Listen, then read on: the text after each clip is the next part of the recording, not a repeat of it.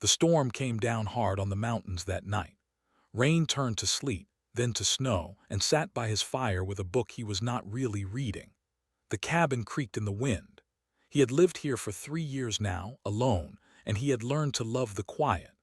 After 20 years as a firefighter in Seattle, watching people die in burning buildings and car wrecks, and all the other ways the world found to break human bodies, he had earned his quiet. He was about to make himself some tea when he heard the sound. It was not the wind. It was not an animal. It was something else. A scraping noise like someone moving against the wooden wall of his tool shed. Set down his book. He picked up the heavy flashlight by the door. He had a shotgun in the closet, but he did not reach for it. Not yet. He opened the back door and stepped into the cold. The beam of his flashlight cut through the falling snow. He swept it across the yard, across the dark shapes of trees, across the old truck he never drove anymore. Nothing. He was about to go back inside when he heard it again. Closer now, coming from behind the shed. Walked toward the sound. His boots crunched on the frozen ground. The wind bit at his face. He turned the corner of the shed and stopped. She was huddled against the wall, a child. At least that was his first thought. She looked maybe 10 or 11 years old, curled into a ball, shaking so hard he could see it from 10 feet away. She wore some kind of suit, tight and dark, with lines of faint light running through it. Some of those lights were flickering. Others were dead. But it was her skin that made him freeze. Her skin was pale lavender, like the first flowers of spring. And her eyes, when she looked up at him, were too large and too dark, swirling with colors that had no names in any human language. She was not human. Stood there in the snow, his flashlight pointed at an alien child, and for a long moment his mind simply refused to work. This was not possible. This could not be real. He had seen strange things in his life, terrible things, but nothing like this. Nothing that broke the world so completely. Then the girl made a sound, a small, weak sound, the sound of something hungry and cold and afraid. And thought she is a kid. That was all it took. He lowered the flashlight so it would not blind her. He held up his hands, showing her they were empty. He crouched down, making himself smaller, less threatening. He had done this before, many times, with scared children in burning houses and wrecked cars. The language was different, but fear was the same everywhere. "Hey," he said softly. "Hey, it's okay. I'm not going to hurt you." She did not understand his words, but maybe she understood his voice. She stopped trying to press herself through the wall. Her huge, strange eyes watched him. Pointed at his cabin, then at her, then at his mouth, and he made the motion of eating.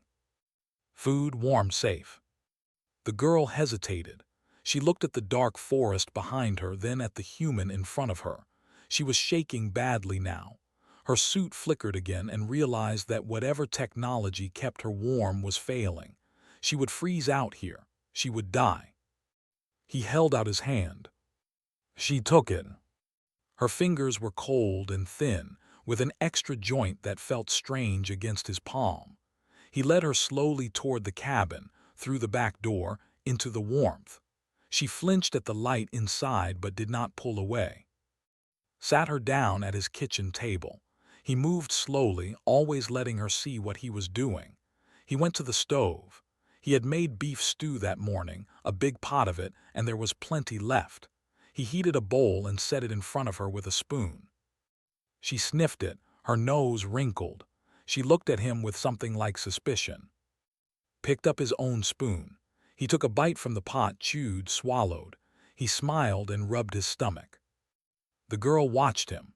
Then she picked up her spoon, awkward with the unfamiliar shape, and took a small taste. Her eyes went wide.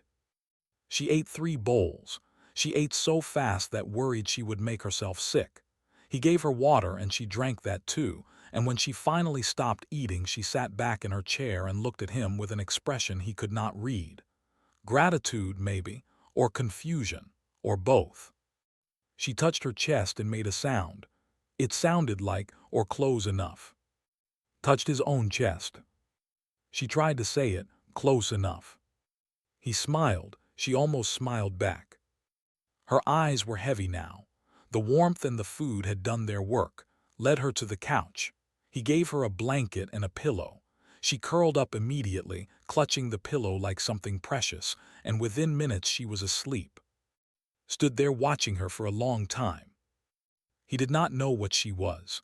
He did not know where she came from or how she got here or what her people were like. He did not know if others were looking for her or if they were friendly or hostile. He did not know anything. But he knew she had been hungry. He knew she had been cold. He knew she had been afraid. And he knew that when a child needed help, you helped them. That was the only rule that mattered. He turned off the main lights, leaving only a small lamp burning in case she woke and was frightened. He checked the doors and windows. He got his shotgun from the closet and set it beside his bed, just in case. Then he lay down and stared at the ceiling and wondered what he had gotten himself into. Outside, the storm continued to rage, and somewhere in the sky above Montana, far beyond the clouds, a ship moved through the darkness. A ship carrying something far more dangerous than a lost child, something that had been searching for 11 days across 3 solar systems, something that would never stop until it found what it was looking for. Did not know it yet, but his quiet life was over. The universe had found him, and by morning everything would be different. But for now there was only this: a warm cabin, a sleeping child, and a man who had done a simple, kind thing without asking for anything in return. Sometimes that is how the biggest stories begin. Woke at 2 in the morning and knew immediately that something was wrong. He had spent 20 years running into burning buildings, 20 years learning to trust the small voice in the back of his head that said danger, 20 years teaching his body to wake when the world was not right. That instinct had saved his life more times than he could count. It was screaming at him now. He lay still in his bed, eyes open, listening. The storm had stopped. The cabin was quiet, too quiet. The kind of quiet that felt like a held breath, like the world was waiting for something terrible to happen. Reached for the baseball bat beside his bed. His shotgun was there too, but his hand found the bat first. He rolled out of bed slowly, silently. His bare feet touched the cold floor. He turned around. She was already there. She stood in the doorway of his bedroom like she had grown there from the shadows. 7 feet tall, maybe more. Her skin was the same lavender as the child's, but darker, deeper, like a storm cloud at sunset. She wore armor that seemed to move with her body, black and sleek, and in her hand she held a blade that was not reflecting the moonlight. It was eating it, drinking it in like water into sand. Her eyes were copper and burning. She did not blink. Felt his heart stop. Then it started again, beating so hard he could feel it in his throat. He had seen death before. He had pulled bodies from wreckage, had held hands while people took their last breaths, had made peace with his own end more than once. But he had never seen anything like this. This was not death. This was death itself, standing in his doorway, wearing a face that was almost human but not quite. He gripped his bat. He knew it would not help. He gripped it anyway. The alien woman spoke. Her English was perfect but strange, like she had learned it from radio signals and old television shows. "You fed my daughter." Her daughter, the child on the couch. Understood now. This creature, this terrifying thing of shadows and blades, was a mother looking for her lost child. That fact did not make her less frightening. If anything, it made her more so. He knew what parents would do for their children. He had seen it over and over in the worst moments of people's lives. He managed to nod. "Why?" she asked. The question seemed wrong to him. It seemed obvious. But her eyes held genuine confusion, like she truly could not understand. "She was hungry," said. The alien tilted her head. The motion was quick, bird-like, unsettling. She studied him the way a scientist might study a strange insect. Her blade did not move, but it also did not lower. "You knew what she was." "I knew she was a kid, a scared, cold, hungry kid. made himself meet those burning copper eyes. That was enough. For a long moment, nothing happened. The alien stood frozen and could feel her thinking, calculating, trying to fit him into some framework that did not have a place for him. He was supposed to be afraid. He was afraid. But he was not backing down, and that seemed to confuse her more than anything else. Then slowly her blade lowered. Just a little, just an inch or two, but knew what that meant. He had been around dangerous people before, had worked with cops and soldiers and gang members in his years as a firefighter. He knew what it looked like when someone decided not to kill you. "I am Thessaly," the alien said.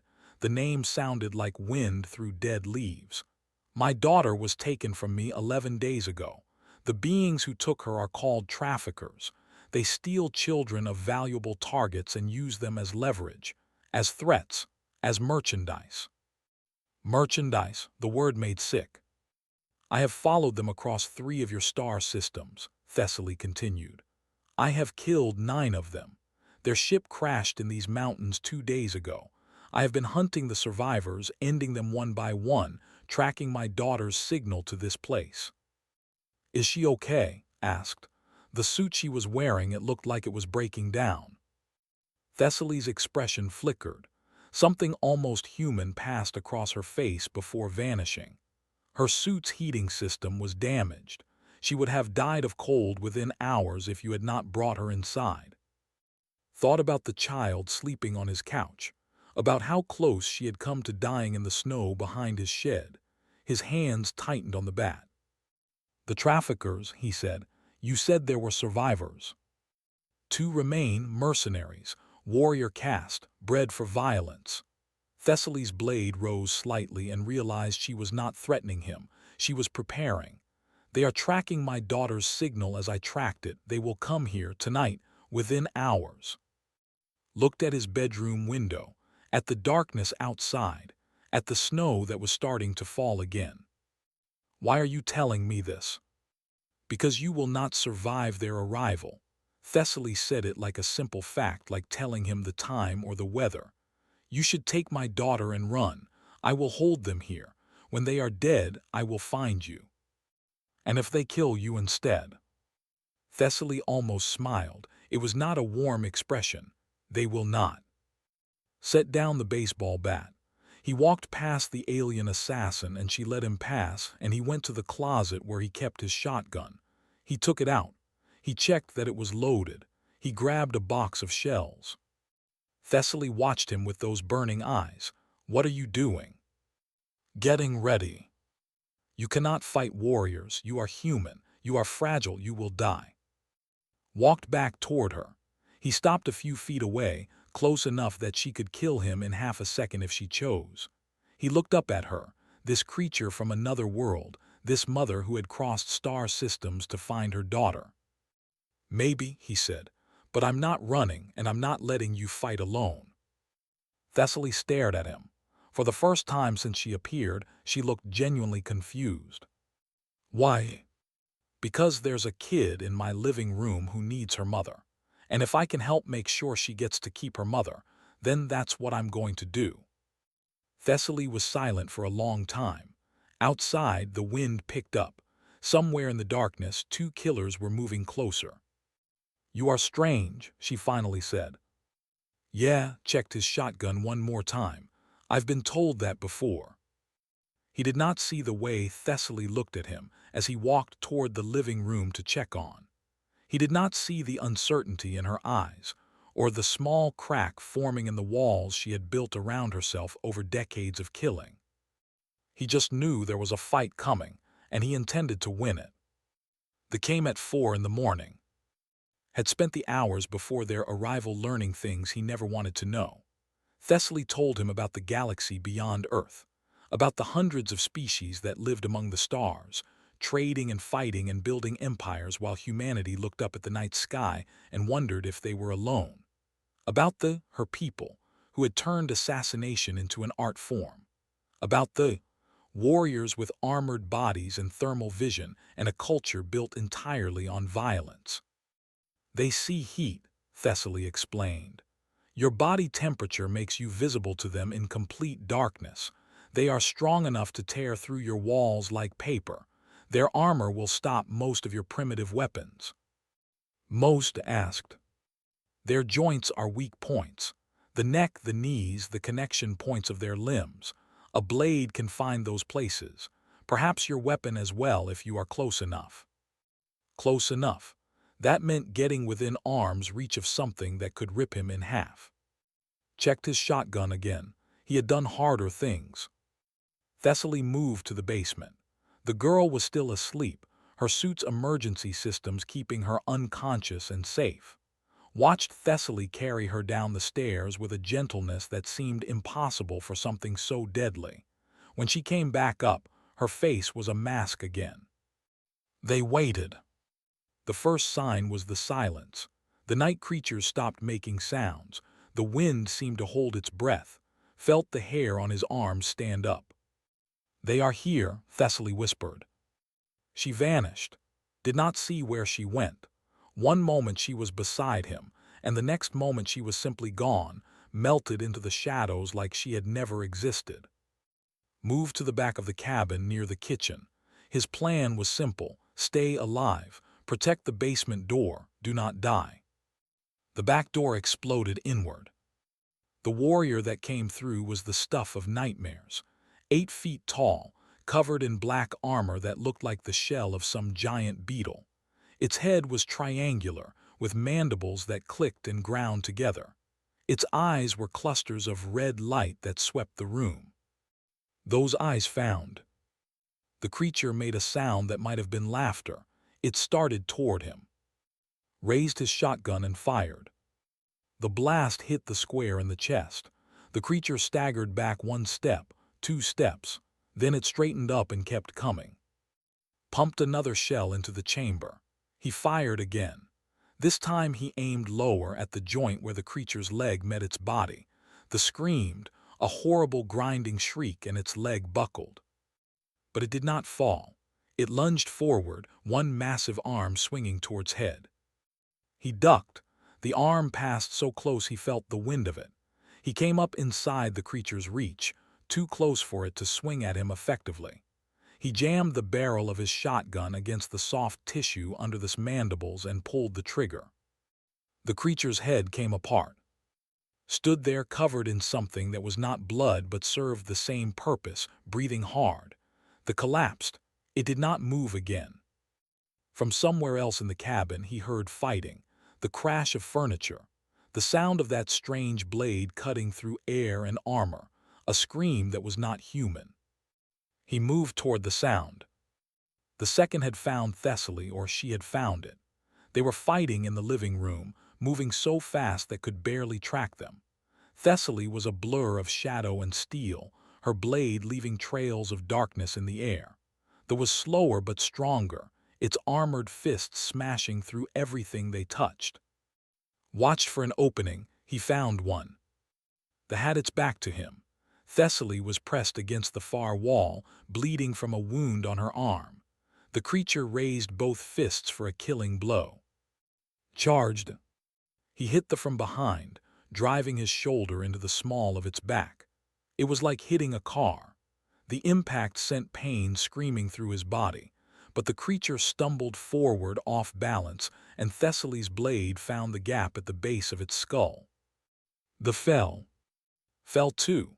He lay on the floor of his ruined living room, surrounded by broken furniture and alien blood, and he could not make his body move. Everything hurt. His shoulder felt like it had been replaced with fire. His ribs screamed every time he breathed. But he was alive. Thessaly appeared above him. She looked down at him with an expression he could not read.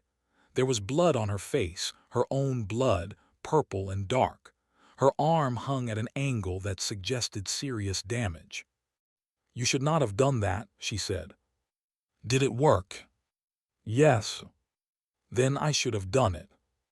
Thessaly was quiet for a long moment. Then she did something that surprised more than anything else that had happened that night. She sat down beside him, not standing over him, not looming, but sitting, like a person too tired to stand anymore. My people have a saying, she said. The universe rewards the ruthless. For 10,000 years we have believed this. We are assassins, killers, predators. We survive because we are willing to do what others will not. We trust no one. We fight alone. Managed to turn his head enough to look at her. That sounds lonely. It is how we are. It doesn't have to be.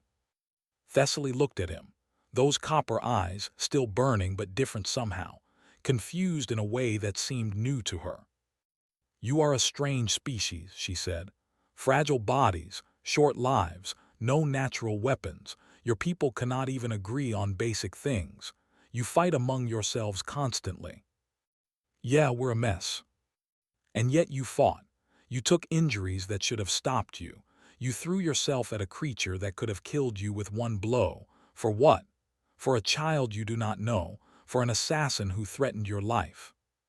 Thought about it. He thought about 20 years of running into burning buildings, 20 years of carrying people out of wreckage, 20 years of putting himself between danger and the innocent. Because that's what you do, he said finally. When someone needs help, you help them. It's not complicated. Thessaly shook her head slowly. Among my people, it would be considered madness.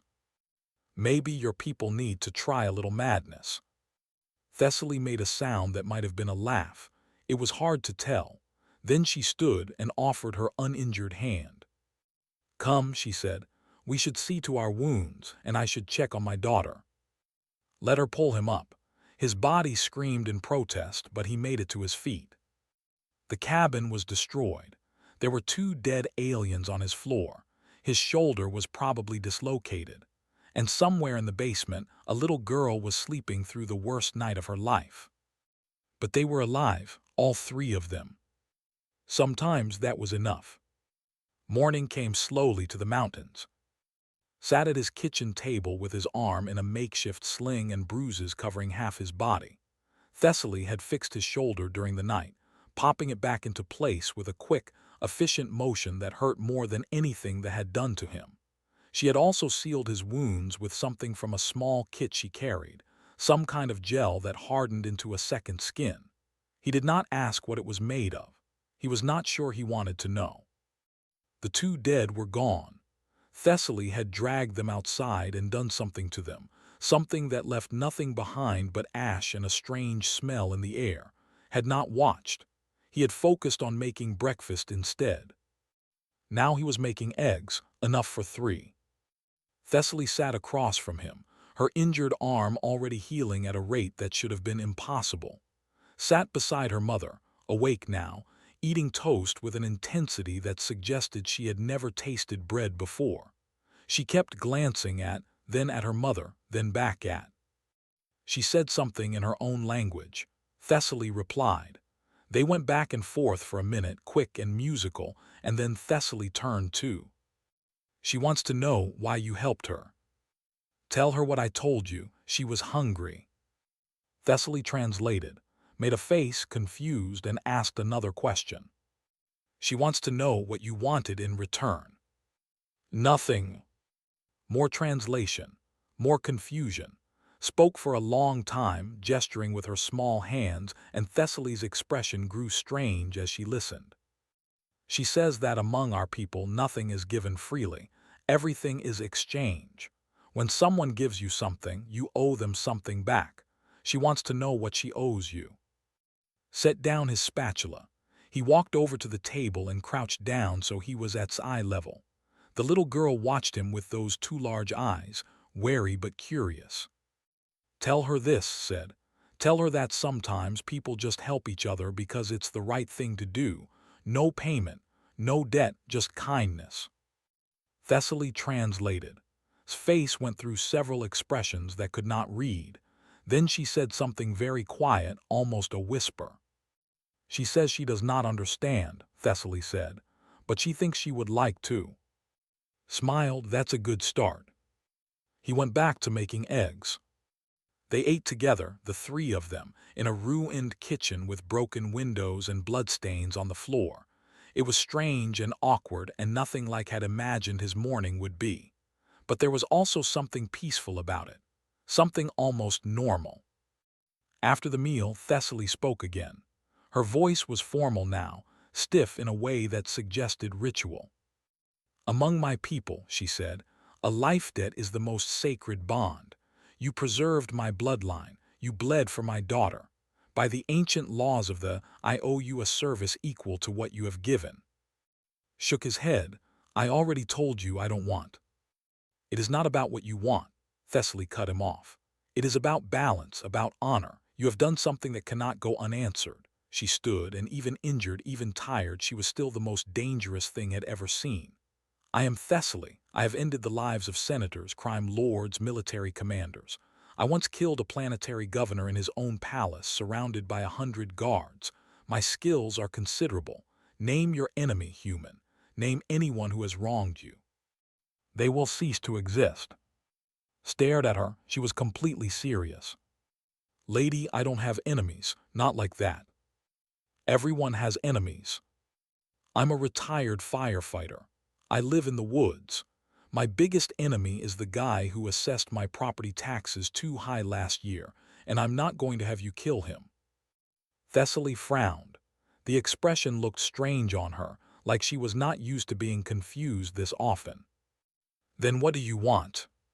Thought about it. He thought about his quiet life, his empty cabin, his days spent reading books and watching the seasons change. He thought about how lonely it had been, even when he was grateful for the peace.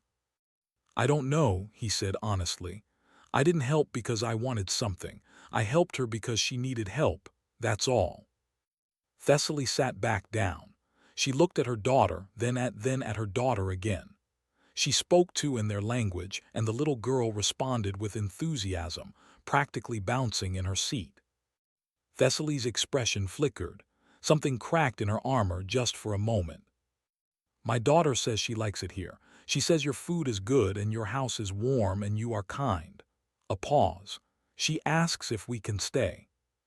Looked around his destroyed cabin. The broken door, the shattered windows, the scorch marks where Thessaly had done whatever she did to the bodies. "Stay. For a time, until the debt is paid, until I understand." "Understand what?" Thessaly met his eyes.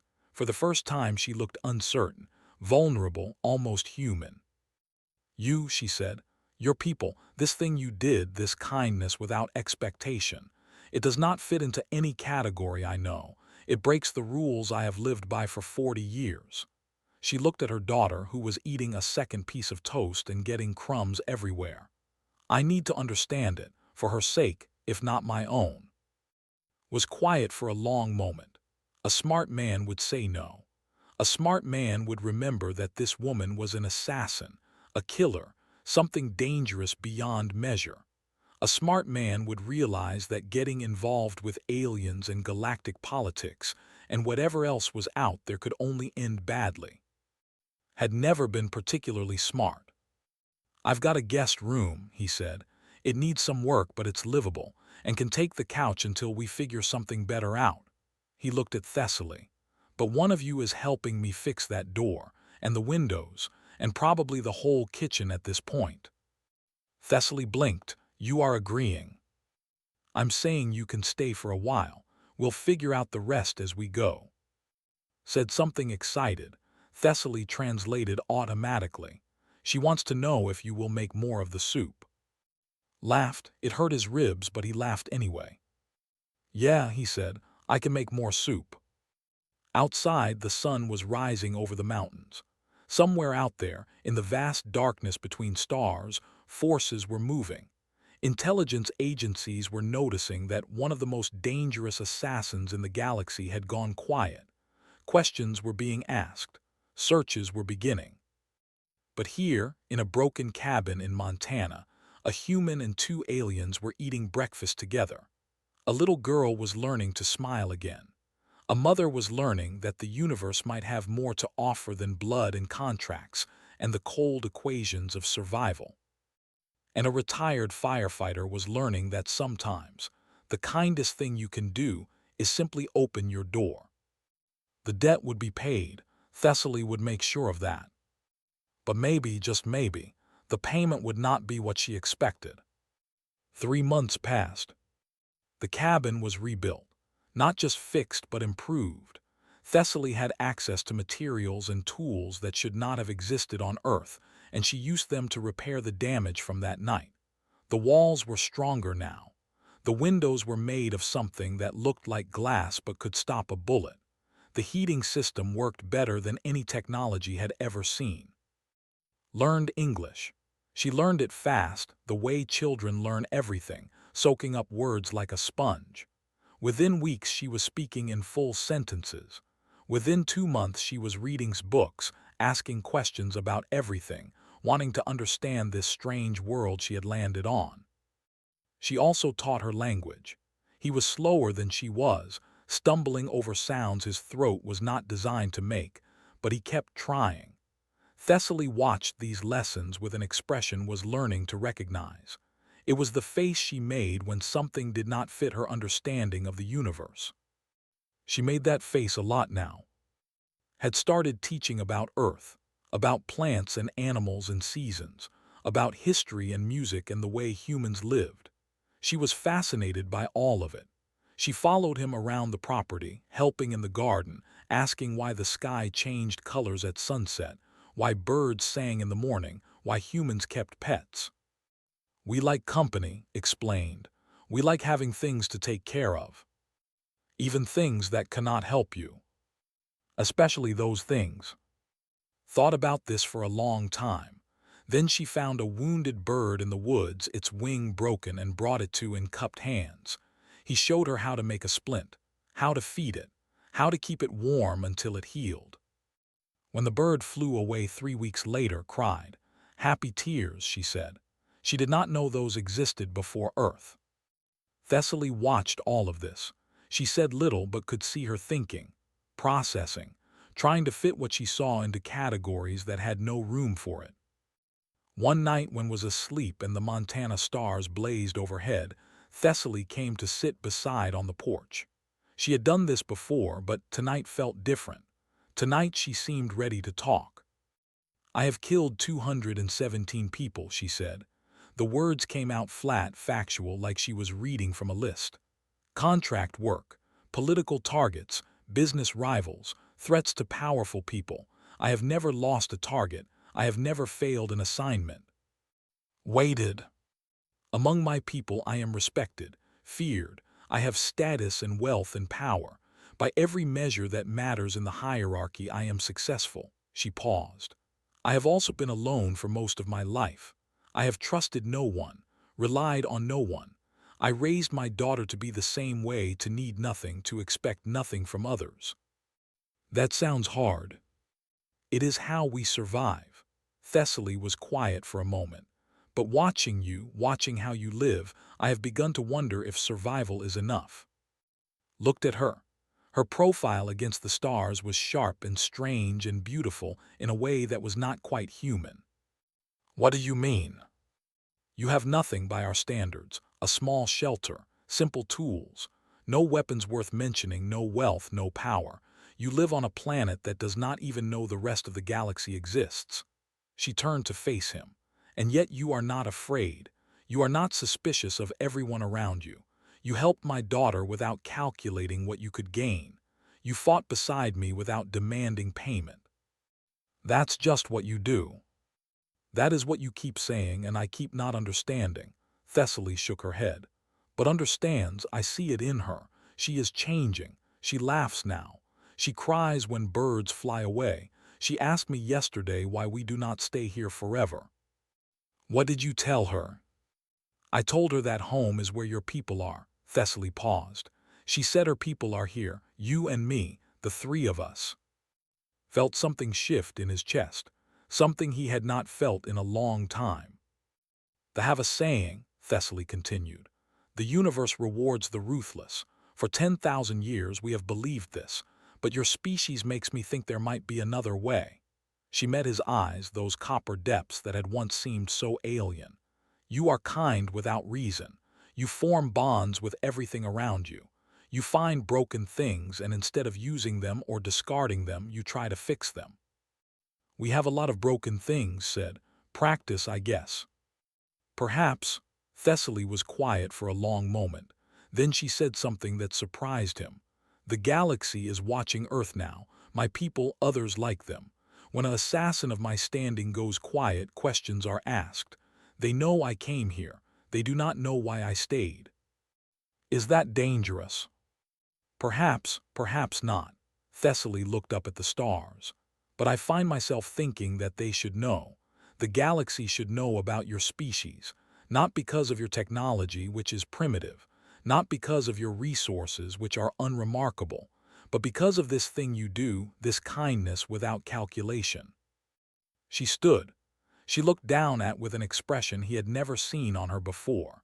It was soft in a way that seemed impossible for someone who had killed 217 people. The universe has been built by the ruthless for a very long time, she said, but ruthlessness is exhausting.